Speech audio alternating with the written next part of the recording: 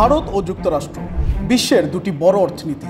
বহু দশক ধরেই একে অপরের গুরুত্বপূর্ণ বাণিজ্যিক অংশীদার দেশ দুটি। বিশেষ করে যুক্তরাষ্ট্রে বিপুল পরিমাণ পোশাক রপ্তানি করে থাকে ভারত।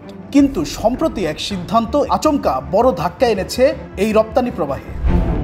ভারতের নয়ডা, সুরাত আর তিরুপুরের পোশাক রপ্তানিকারকরা তাদের যুক্তরাষ্ট্রের অর্ডার প্রক্রিয়া আপাতত বন্ধ করে দিয়েছেন। কারণ যুক্তরাষ্ট্রে ভারতীয় পণ্যের ওপর শুল্ক এক লাফে বেড়ে হয়েছে 50%। এই শুল্ক বৃদ্ধি শুধু সংখ্যাতেই বড় নয়, এর প্রভাবও বিশাল। ওয়ালটন এখন দেশের সীমানা পেরিয়ে পৌঁছে গিয়েছে 50টিরও বেশি দেশে। ওয়ালটন, ঘরে ঘরে, বিশ্বজুড়ে। টেক্সটাইল রপ্তানি খাত মূলত শ্রম নির্ভর, আর শুল্ক বৃদ্ধির কারণে এখন ভারত এই খাতে অনেক পিছিয়ে পড়েছে বাংলাদেশের মতো প্রতিযোগীদের তুলনায়। বাংলাদেশের পণ্যের উপর যুক্তরাষ্ট্রের শুল্ক মাত্র 20%। ভিয়েতনামের ক্ষেত্রেও এই হার 20% এবং কম্বোডিয়ার জন্য 19%।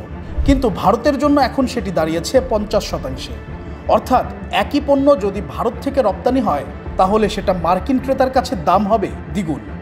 ফলে ক্রেতারা স্বাভাবিকভাবেই ঝুঁকছে বাংলাদেশ বা ভিয়েতনামের দিকে।